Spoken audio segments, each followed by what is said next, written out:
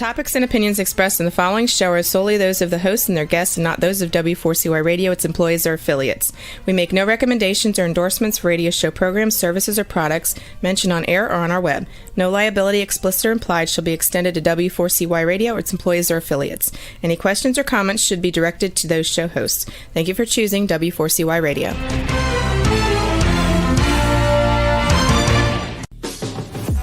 Welcome to the Eat and Critique Show with restaurant critics Steve-O and Sophia. Brought to you by one of Steve-O and Sophia's favorite Incontro Italian cuisine and steakhouse located on the Walk in Coral Springs. Now, sit back while award-winning restaurant critics Steve-O and Sophia share with you the good, the bad, and the ugly in South Florida dining. And we're back. Welcome to the Eat and Critique with Steve-O and Sophia. And we do have a show for you tonight. We're at Penelope's Live. We have Kevin, Chef Kevin, back again. And I know. And we have Kevin McCabe, who is the general manager here at the restaurant. So we had an incredible tasting. This is like another fabulous restaurant we want our listeners to join, and we're going to interview both of them in a second. Here's my co-host, Steve-O. Listen, I lived on Lake Pontchartrain in New Orleans, some of the finest eating restaurants there are in the world. And I got to tell you, and you know we always tell the truth here, I felt like I was in New Orleans. From the biscuits to the shrimp, the gumbo. The decor. It is unbelievable here. I am so excited about this restaurant. In fact, Sophia and I both got things to go. we never do that. We bought dinner. And Rebel, you're in Louisiana. You don't have anything compared to this, because I live there, and you know, Chef is a genius. He is a genius. Well, I got to, first of all, the name of the restaurant is Penelope's, and I read an article. The owner, one of the owners, Penelope, was his sister, and it's kind of a sad story. Her picture's hanging up here in the restaurant. And I tell you, when you come in, this is, a lot of you know Capal's in Meisner Park. This is where Capal's used to be until they moved. And Capal's is like one of the hottest restaurants. So now Penelope's is here. You guys are growing. I mean, gosh, between, we were at El Segundo couple weeks ago. Fabulous. Rodney's a genius. He has this is another subculture restaurant, by the way, listeners. And why don't we start with Kevin? Well, I'm Carrie. That's Carrie. Kevin. Oh, why did I say Kevin? That's all right. I'm sorry. I know you're Carrie. Yeah. Carrie McCabe. Right? McCabe, yeah. You're Irish. I am Carrie Patrick McCabe. So That's very very Irish Scotch, exactly. So you know the restaurant business. He was manager before. Yeah, I opened up the original Capal 13 years ago in this location. I've been 24 years in the restaurant industry, like behind a bar for 22 and managing as well. And yeah, this space is very near and dear to my heart. And so I spent 11 and a half years here as Capal, and then we moved over to the larger location across the street. But when I had the opportunity to come back, it was, I jumped at it, it's funny. It's still the same footprint, Yes. but different. And I always say this is like, it's sort of like when you have that dream that you're in your old childhood house, but it's like, it's the same, but different, So that's, but I feel like home in this space, in this atmosphere. It is very homey in here. How many seats does it have? And there's outdoor seating too. Yeah, it's inside and out. Inside is, I think the occupancy is 116. I want to say, or something. I'm not 100% sure on that. We've changed it up a little bit, but it used to be. I got to tell you guys, this is something that I really mean from my heart. When people ask us all the time, where should we go dine at?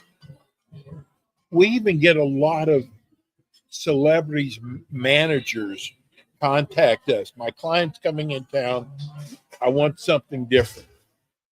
I got to tell you, for Meisner, because it was always one of my favorites, was across the way, because they've been there forever, and it was always good, consistent food. I'm telling you now that when people ask me where to go eat, if it's Meisner, I'm absolutely telling them about Penelope's. This has become my favorite restaurant. I like all of Rodney's restaurants, but I have to admit, if you're looking for the Cajun food, this is the place to go, because there is no other restaurant in Palm Beach County that even compares. And Chef Kevin, what you've done with the menu, it's like every bite I took, I had like all the flavors just burst in my mouth. It was just amazing. You know, we started off, and by the way, you've really trained your staff well. There's things that we look for, and our server, I mean, hit every one of our bullet points. And see, a lot of people might not we have to look at that. So you've done really a good job training your staff. Who was your server? Some guy off the street. Yeah. Her name was Phoeba. Yeah, she's right there. Yeah, she's right there. She was great. Wonderful. She's great. And, you know, it's good that your food is great. The ambiance is great, but the service is so important. At least to us it is. And, you know, listen, we have foodies. They go all over for good food. So we came in and you started off with the biscuits. Now, again, I lived in New Orleans. Sophia, she was in Alexandria. Doesn't matter. Even some of the best food, though a lot of it's fried, but some of the best food is in Southern Louisiana. Beignets. You put a twist to it. His beignets are better than Cafe du Monde's beignets. Absolutely. Like 100%. I've eaten them there, and You know, I put his up against his all day. Like, those are dense and and thick, and like his are crispy, light, and fluffy in the middle. Like they're absolutely amazing. I buy them for everybody coming in, and like because we're new, we're trying to get people to come in and enjoy the food, but. Come on in from the street and let me buy you some beignets. Let me buy you because I know they're that good. One of the differences, I know, you know, in New Orleans at least, the people who serve really good beignets, they just sprinkle lightly the powdered sugar. I don't know what it is. Not Kevin's. He douses them in powdered sugar. But it is each bite. We couldn't stop eating them. But let's go back. We got to start with the biscuits. Just your biscuits alone, I knew we were in for a good night. When you go for Mexican food, if the salsa's good, you're in for a good night. When you come for Cajun and the biscuits are good, you know you're in for a good night. I mean, just biscuits. Well, that's like you said, like a very simple recipe, but sometimes simple is key. We bake them pretty much not to order because we cannot like afford to do it on service, but we bake them fresh. So, like our biscuit don't spend like over an hour sitting out there or anything. So we keep a part that we keep on firing towards service, and depending on how much we need. It's just basic buttermilk biscuits, and then we top it with this honey butter.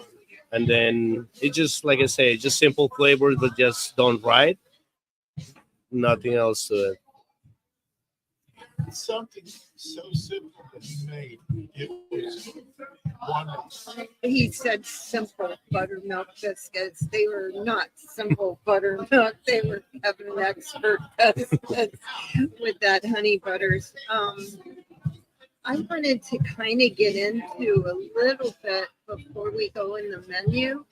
I was like so impressed with Kevin's background, and I thought maybe Chef, you could tell us a little bit about your history on like how you came to where you are now.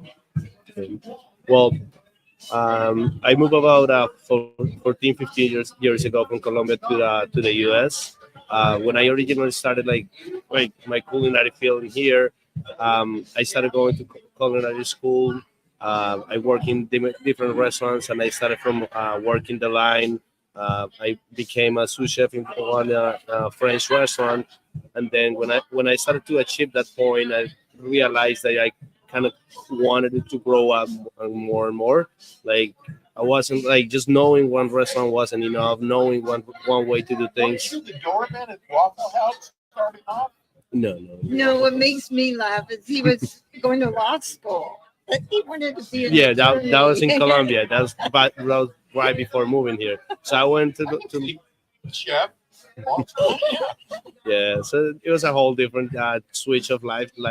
So when I came here, exactly, I didn't want to go to 7 or 10 years of like school again. I already had like enough with like 20 that I had already. So I was like, I need to do a change in my life, but I need to make it quick because I need to start making money. And I've been cooking since I'm a kid. My family, my whole background with my grandma, with my family, it was like, going out in the fields, getting the crop, getting animals, slaughtering animals to feed ourselves, getting all the crops from products, like everything, all the fruits and veggies, all in our backyards or in our farms. So like we would gather as a family and then get a whole crop of corn, make it into tamales, make it into like something else, and then use an entire family. So like we would use our own cheeses. So it was homemade cheese, homemade tomato. Everything was like out of our lands. No. That was no access to like technology. Like we had actually clay ovens, like wood fire burners. Like there was like nothing like gas or electricity back in those days. We did start with the biscuits, and then you brought out the mac and cheese. Now that was a creation. Tell us about that. What I skipped? Oh, that's right, the gumbo. That's Oh what my we want to gosh. take home with us. The gumbo. I mean, to duplicate Louisiana gumbo, but I thought it was even better. It was better. One of the things, remember I said, some of the gumbos have way too much heat. You can't even take it. It's just so much. Yours had the perfect amount. I mean, we loved it so much. We did something we never do. We've got to take some home with us. It's We not, never it's do not that. just heat, it's salt too. Like a lot of times in Louisiana, everything's too salty. Yeah. And he's got it like right there where it's like not too salty. Like the gumbo's like probably my favorite thing on the menu. It's amazing. Like, it really is though. Like it's just a nice amount of heat. Like I'm a spicy person, so I put a little hot sauce in it. But I'm just one of those people that love heat. But the salt level, you can get so much above the salt level with a lot of these foods. Like Cajun food in Louisiana and New Orleans, when I was there a few times, like it's too salty. Like a lot. Weren't you shocked when you tasted his gumbo? I was shocked with all of his menu. Like when I was at the tastings, I loved everything. I thought it was all great. They had it's better than anything you're going to get. I think it's better than anything that you're going to get in New Orleans. And I'm not just saying that. It was one of the most delicious dishes ever. And I don't know what you did different to make it different from New Orleans, but whatever you did, Chef, it was amazing. Well, that again, like Louisiana cuisine has a lot of like French influence. French cooking and French fine dining is one of my biggest backgrounds. working with chefs like Isaac Cerny from Pistache was one of my mentors. David Valencia is one of my mentors as well. He sent me to work with Alain Ducasse and chef from like really high levels like Daniel Boulud. So like just getting all this knowledge from like these really like renowned and these like these big chefs in the world like inspire me like to get all this French knowledge and apply it to every single thing. And Louisiana is the perfect example of like applying the French techniques and the French flavors and do it the right way and then come out with like great results. So simple as a roux, simple as the usage of aromatics. It makes such a great difference once it's done right. For me, I like to like try to avoid like going into like darker roots because I think it kind of affects the flavor a little bit, and then it doesn't express the other flavors well enough. So like once you hide the flavors behind a really strong flavor, you cannot really differentiate the flavors. So I think that's kind of what I try to do, make sure that something is kind of like that gets all the flavors and get it into like one whole flavor that is completely like irreplaceable, completely unique. Some people like a salad. I'm telling you, order the soup first. I don't care what else you get. Order the gumbo. It's out of this world. And you know, I got to tell you, your prices are good. They are, I mean, excellent. And that was another thing we looked at. The next thing was. It's only $13 for a bowl of gumbo. It's amazing. Oh, absolutely. Next thing was the crab cakes. Bro, you did it on the crab cakes. You know, a lot of people don't know how to prepare crab cakes. Either they have a lot of filling in it, oily. I hate oily crab cake. Yours were perfect. Perfect. It had just, I mean, I know there's a little filler in there, but I mean, you could taste the crab in it. And, you know, I like the way you serve them. See, the chef, the way he serves it, the way he plates everything, beautiful. Your plating is, and it's, you consider it if you're going to come over here and have a drink, that's a good thing. Get some crab cakes. They're not the large ones, they're the kind of like, I would say it's a bite-sized food, but you get what you get four of them on the plate. It's two crab cakes. Yeah. It's 6 ounces of crab cakes. What kind of crab do you use? So we use super lump. Okay. So it's bigger of a lumps. What I do with the crab cakes is I don't add any binding ingredients. I just add like a little bit of flavorings, but it's mainly crab. Like usually when you go out, you're asking for crab cakes, so it should be crab. Yeah, like that's the main ingredient. So there's a lot of people to try to replace or add certain things just to make it cheaper to like make it bigger batches.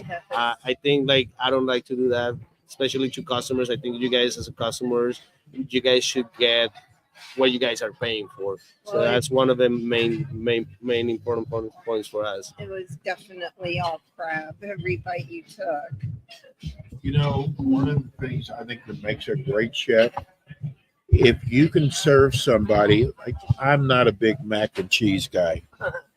It just does, I mean, and I've had so many different versions. Your mac and cheese,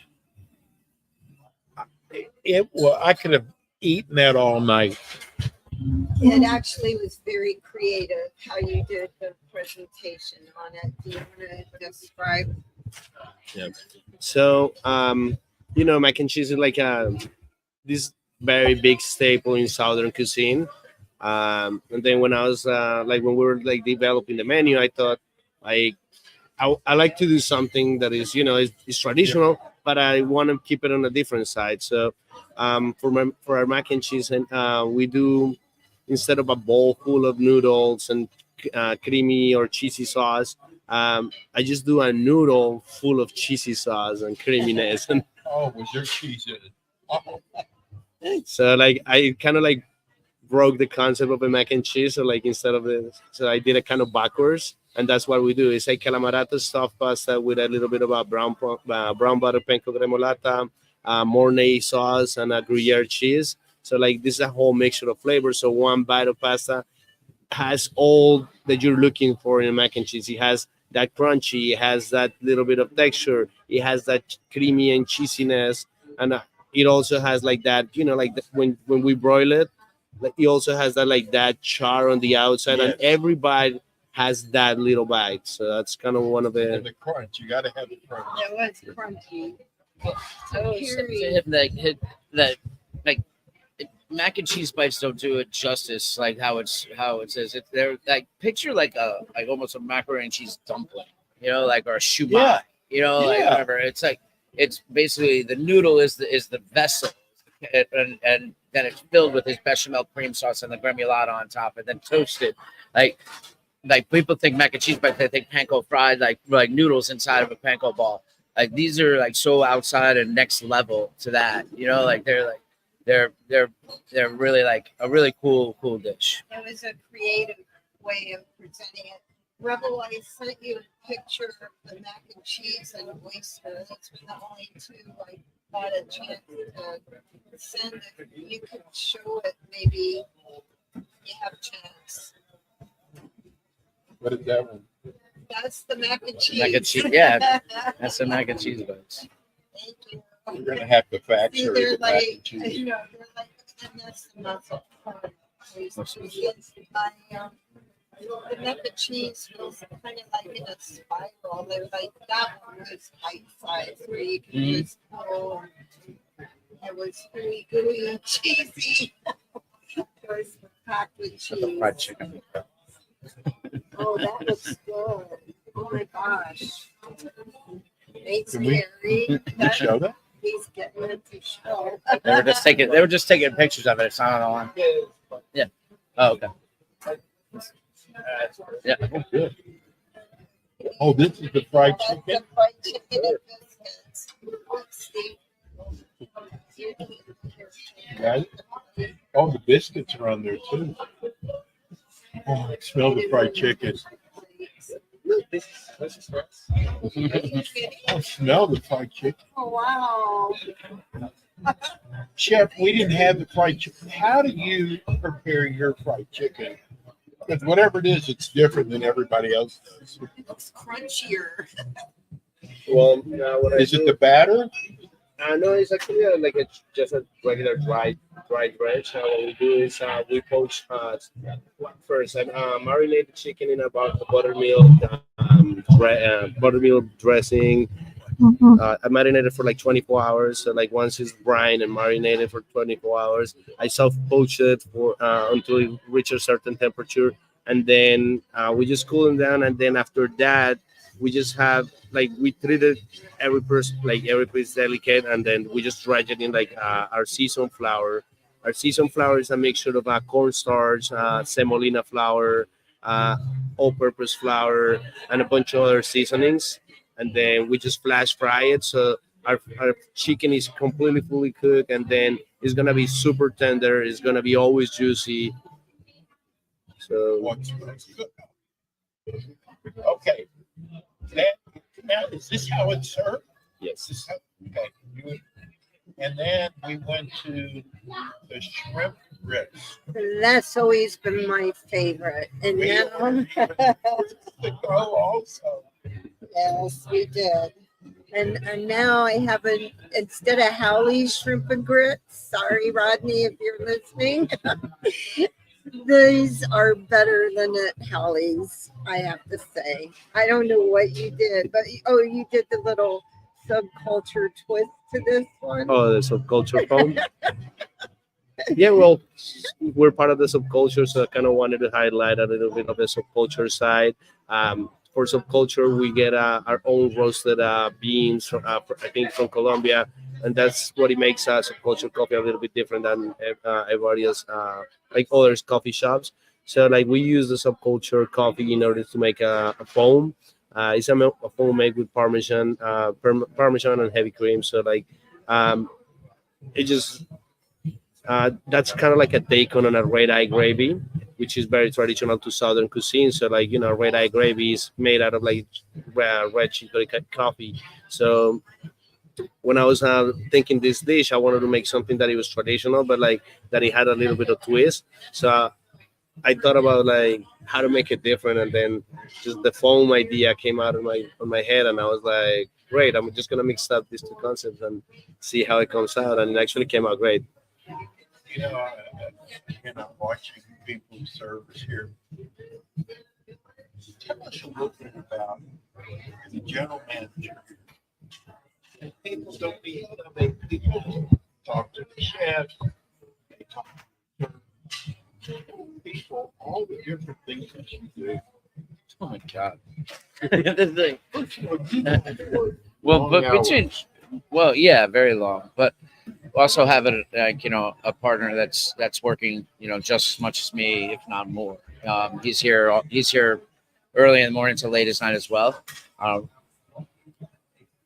But it's a mixture of the front of the house, back of the house. It's just basically, for me, it's like it's time management and learning how to delegate a little bit, to make sure that you're getting the things done. I'm huge on hospitality, service, but then also hospitality. Just making people feel welcome and special. That's basically my main focus on anything. Is like doing the little things to make people feel special. And whether it be, giving them some beignets, or, if they need something from anywhere, or just talking to people. Like I said, I've been in Boca del Rey. I've been working behind the bar and as a manager for 24 years. So I've created a lot of relationships, and that's what's important to me is the relationship building, learning about people, talking to people, and instilling that in the staff, making sure that, you're not an order taker, like people are coming out for an experience. You don't know if it's their birthday. You don't know if it's their anniversary. You don't know if they just came from a funeral. You don't know what their day was like. But your job is to make them, from the time that they're here, feel like they're special, and get away from the rest of their life. The show has been running for 12 years now. And I got to tell you, I have seen such a change in man. Well, you're talking like you are in this business is how things used to be. It's because I'm old. No, it doesn't matter.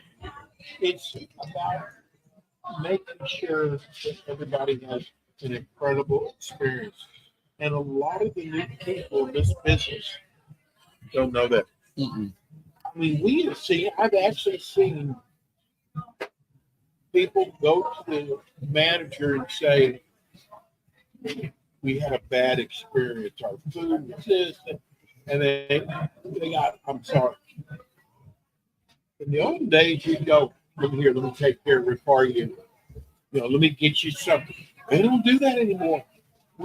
Sophia and I talk about that all the time. So nice. One of my favorite things to do is turn a customer around, or I'm sorry, not a customer, a guest. And we're in Boca right now. Yeah, but Boca. Oh yeah. Boca is tough. It's not like any other city in the country. Customers are tough in Boca because they dine out a lot and they expect a lot. So, man, I tell you, kudos to you that you still keep that change. Because we talk about it all the time. Did you see how that change? We'll never see it again. It happened to me, remember? I got the wrong meal 3 times. Not once, not twice, 3 times. Not here, not at all. No. And I tried to let them know that thank you very much, Carrie. No, it's okay. You got to manage. Thank you for being with us. Thank you. And they did nothing. In fact, I just told them to forget about it, and I gave up. No. That's not what we do in here. Like you said, like we're here to please people. We're here to make like this like the best experience possible. Even if it's a person that comes every single day, we're just trying to make sure that that person comes every single day and every single day feels satisfied. The shrimp and grits. The size of the shrimp was another thing. Colosso. Well, I use Shrimp at all. yeah. That's what we like I said. I like to make sure that our guests come here and they get what they're expecting. If we're gonna be selling shrimp, you're like you want to see shrimp. You don't want to be like those little Baby. tiny. That you feed to the cats. Exactly, like those little shrimp that you don't even feel the flavor. That I don't know, maybe are ground laboratories or something. But, nowadays everything's changed. So I want to make sure that our customers get what they respect. So we use 6 shrimp. So it's like 6 shrimp per pound. So like really big on size. And like I think shrimp and grits. In many countries, in many parts of the country, they never see them like this big. This is one of the. Yeah, so they were like mini lobsters. Yeah, it's more like a prawn, like a Colosso. So there were 6 shrimps on the plate, 5 or 6. Three shrimp. Oh. Yep, but they're big enough. That's They're pretty much huge. half a pound already on that plate. So A lot of restaurants. Yeah. Well, what I like too is they were deveined.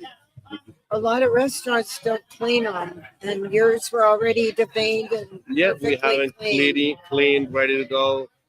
The least we want is you guys to go through my struggle. You guys are here to have a dinner experience, not to clean up the animals, not to do anything else. Like you guys should get what you were supposed to. So. Life if you even come to South Florida, everybody goes to Boca, and we're in Meisner Park, one of the most famous centers in South Florida, and there are so many great restaurants out here, but this with Penelope's, I am so impressed what you guys have done. And when the beignets came out, I didn't think you could come close to New Orleans beignets. And Chef, I got to tell you, you wiped them out. Those were some of the best beignets I've ever had. And it's like, Chef really puts his heart into it. Your company is so blessed to have you. They really are. And, we both looked at each other with the beignets. I could not believe. Now, do you do different coffees at all? Because we didn't even look there. Coffee? For that one, yes, I use. We do. Actually, I have a coffee creme anglaise. That's the sauce that goes with our beignets. And our beignets are like croissant beignets, so they're like that's why they have that texture, like that is a little bit soft on the inside and really crunchy on the outside. So that's my little secret is a croissant beignet. Sauce. The sauce that you use with beignets. Yeah, What is that? it's a coffee creme anglaise. So it's another like subculture using this highlighting the subculture coffee. So we use our subculture coffee to make the creme anglaise. So our creme anglaise, like with a little bit of heavy cream, sweetener components. So that's what we use for that. He's in competition with Jimmy Butler. Big time coffee. Big face. And I heard your Caesar salad. Could you make your own dressing? I heard Caesar salad is amazing. Yeah. Well, like the Caesar salad I do is like really, it's a little bit different. It's fork and knife salad. So it's a little bit completely different to what a traditional Caesar salad looks. But then we make our Caesar dressing in house. I use white anchovies instead of the regular anchovies to make the dressing. That changes a lot the flavor profile. And then for Parmesan cheese, instead of using like the regular grated Parmesan cheeses that you buy at the store, I actually grate my own Parmesan, make sure it's real Parmigiano Reggiano. So I use real Parmesan cheese into that. So it's two things that is gonna change the flavor profile. And even though there's certain items that are similar, they will make a huge difference along the way once you mix it up or you're trying to achieve this type of results. People need to make reservations. So we do take. We actually have first serve, first come, first serve. We do. What we do is we take kind of a head call. So like when people like when you guys are coming and you guys have a large party of people, you guys can just give us a heads up, and then we'll set up and accommodate a place. So by the time that you get your group or your party is here, we'll be ready for you guys. I know what I want to hear about. I want to hear about the king mushroom, scallops, and asparagus. Well, that is actually a vegan dish. Right now, vegan and vegetarian diets are really popular and high, and there's such a high demand on those items. So when I was coming out with the menu, I was thinking like to have something on the menu that is completely different and no one has. And then I just use like some of our some really fresh ingredients in order to make this dish happen. But what I use king trumpet mushrooms and I cut it into like big cylinders and then score them, and they look similar to a scallop. Then I also use oyster mushrooms. Once those mushrooms are cooked and really crispy, they actually tend to have flavors similar to like a chicharron. So like I added all these components and these different textures on mushrooms. So like once you have different bites of mushrooms, you have different textures, but also different flavor profiles. And then also with the asparagus and the cilantro puree that it comes with it, it makes a huge balance on flavors. So it's a whole explosion of a bunch of different flavors, freshness, earthiness on flavors, a lot of like different flavors, and it actually throws your palate away because what you're eating, but then you're tasting something completely different, and it completely throws you off. Like people even ask, "Is like, what is this?" Like mushrooms. I've never had mushrooms this way. Like I love mushrooms. You do your Nola burger. Mhm.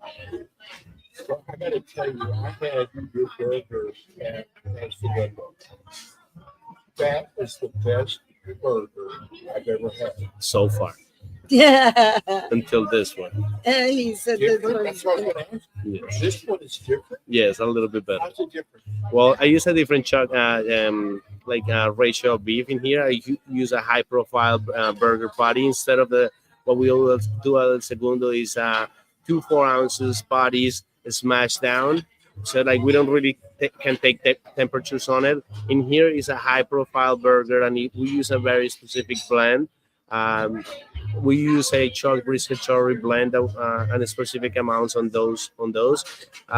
That's a blend that has a bunch of like meaty flavor and also has this fatty content that makes burger a burger. So it's lean, but it has a bunch of like fat, so it has a bunch of flavor.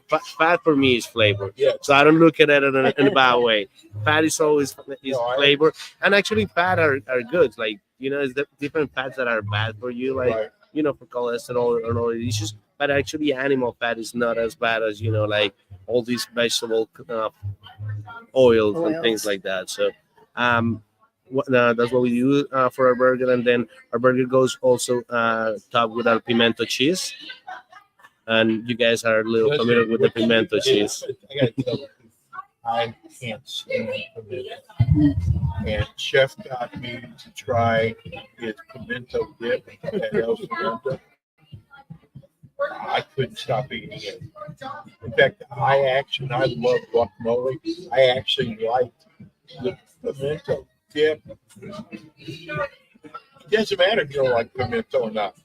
It didn't taste like pimento. But what you do with food, chef, there's not a listen. You said about French food. We've had Balloon on our show, one of the finest French chefs in the world, Daniel Balloon. And I'm telling you, he would love your cooking. So, what you're doing with the restaurant now? Are you offering stuff at Kapow. Yes, he is. Yeah, I'm the culinary director for this side of the company. I don't see how. First of all, it's tough. And we read that article. He about has 3 restaurants. Actually, there'll be 4. There's gonna be more. There's 4 actually right now. 2 locations of Capao, one West Palm Beach and Boca, Penelope and El Segundo, and then there's another coming up for Del Rey as well. You're opening another restaurant next to this one, aren't you? Well, that's also in the plans. That's a chicken and pie that's part of the subculture group, but that one's still on the works. So. Okay. Now, what are the hours here? So our hours of operations right now we're just doing dinner service. We open at 4 with our happy hour menu and full menu, and then we close at midnight on the weekdays, and then 1 in the morning on the weekends. And we have after 10 or 11 p.m. on the weekends, we have a late night happy hour and late night happy hour menu for food and bar as well. So what does that entail? Are they discounted pricing on the menu? Yeah, there's some certain discounts on drinks and foods as well, certain items. But then we do like a happy hour, so like we do double happy hours. Well, I have a question. What is the special for tonight? Because I know you have specials every night. So, that's one of the things that we like to do. We want our customers, our guests to come here and always have something new and something different to try.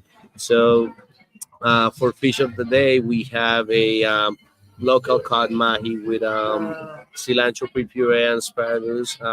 That's going on today.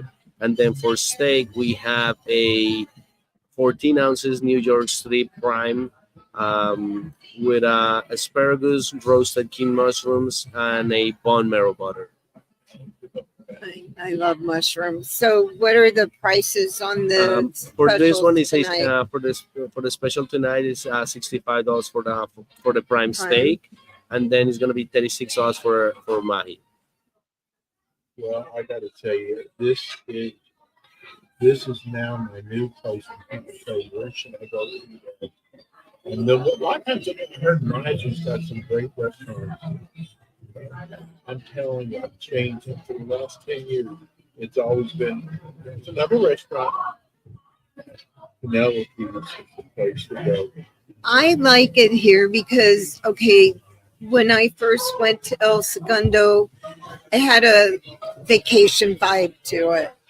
And then you walk into here, and I love these lights. The umbrellas. I love the floating umbrellas going up. And I actually really do feel like I'm in New Orleans.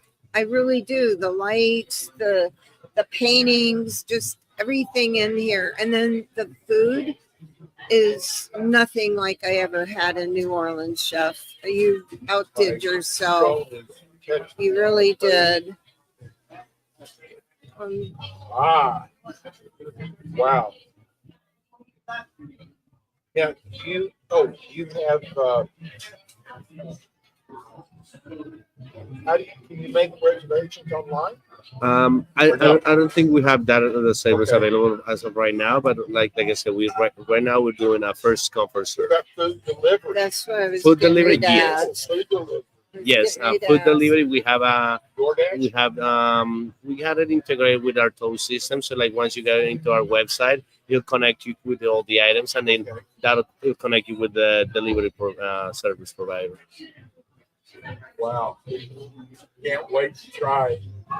Can't wait. I'm telling you, people are going to love it here. You know what? The only thing bad is we're out in Palm Beach area. We're going to have to be coming here a lot. It's really that good. Chef. You guys can always take some beignets to the way back. So Well, Boca's only 20 minutes from middle of Palm Beach County. It's not that far. And Bob, if you're listening tonight, this is a restaurant you definitely have to come to, because I know you travel from Deerfield Beach all over. This is one that you will totally enjoy. So hopefully you're online tonight. Also, all of our listeners in Stewart, it's definitely in Jupiter, all of our listeners in Jupiter, it is absolutely worth the drive. We've never steered people wrong. And we are always honest with you. But I'm telling you, the name of the restaurant is Penelope's. It's in Miser. It's real easy to find. It's right next door to the bowling alley. Right on the corner, right by the museum, actually, just right there. Exactly. Oh, we have 5 minutes left. So, Chef, what do you want our listeners to know about Penelope? Well, Penelope, first off, is like one of the hottest spots right now. Definitely, you guys need to come try everything out. We have different options for all type of people. We accommodate for gluten-free allergies, all type of allergies. Our gumbo, like even though it's usually a stew that is served and made all together, for those people that has shellfish allergy, we can do a shellfish allergy as well. So without shrimp, our gumbo goes without the chicken, andouille sausage and shrimp, so we can eliminate the shrimp side. I did that kind of on purpose for those people that had certain, allergies. Same thing with our bouillabaisse, same thing with our mussels, everything that even though they have gluten or certain ingredients that are gluten in that part of the dish, we can make them without it. So everybody kind of pretty much can have that same experience as everybody else. So, you know what I wish? I wish we could put together a little chef contest and have Chef Kevin in it with all these other chefs in Palm Beach. I'm telling you, you'd blow them away. You are so creative. You're a genius. He gets embarrassed, but he really is. See, Kevin hadn't seen the Tapapas, a restaurant. Oh, my sister gets so upset, and I get embarrassed. I don't like to be mean, and We have to be honest. And we just saw one restaurant that I didn't care for actually closed. So you guys are going to be around for many, many, many years. We have 3 minutes left, and I'm like so shocked at how quickly this goes. So do you want to give the address one more time and the phone number and how to reach you or anybody? Perfect. Yep. So our phone number is 561-896-1038. And then we're on 431 Plaza Real in Boca Raton, 33432. Right up, we have like free parking lot right behind our building. So there's free parking, parking by meters in the streets. We are accessible for like all type of ways. Like we can accommodate all type of like sizes of parties. We have an outside bar and outside seating as well. So for those who wants to like enjoy a little bit of the the breeze or the hot weather right now. I hate to do this, Chef. You're catering it all. Right now we're gonna start doing some catering and some other things, especially going on the season. I try to do the corporate events and things like that. So we're just organizing right now. We just like recently opened. We're making sure that we tie up all the different aspects in the kitchen and make sure that we can provide a really good service for our guests. I'm sorry, guys. Time's up. Again, it goes so quickly. Thank you, Chef, for Thank you, Sophia. everything Thank you, Steve. you've done for us. We really appreciate you taking your time and showcasing your talents and your beautiful restaurants. Now Rodney's going to have, And now Bob's going to have to give a raise now. Yeah. After this. Yeah. Thank you. Thank you, listeners, for tuning in tonight, and we will see you next Monday, 6 p.m. www.w4cy Visit our website, eatandcritiquetvshow.com. See you next week. Thank God you. bless. You've been listening to the Eat and Critique Show with your hosts, award-winning restaurant critics Steve-O and Sophia, brought to you by Incontro Italian Cuisine and Steakhouse, located in Coral Springs on the Walk. Be sure to join us again next week as Steve-O and Sophia interview top local restaurant owners and chefs. Steve-O and Sophia are known for their pure honesty when it comes to reviewing local restaurants. See you next week. They couldn't hear you.